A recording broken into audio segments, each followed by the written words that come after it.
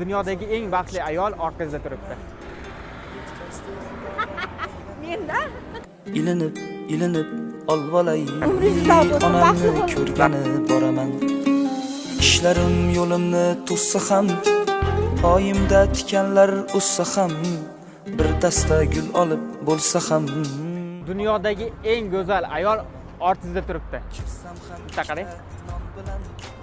bag'riga bosadi jon bilan, aytadi keldingmi jon bolam, onamni ko'rgani boraman.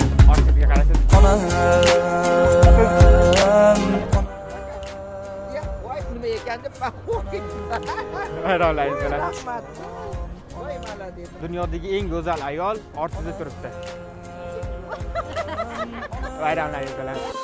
erkalay oymamam o'zimni, quvnatib turasiz ko'zimni, kuladi eshitib so'zimni, onamni ko'rgani boraman.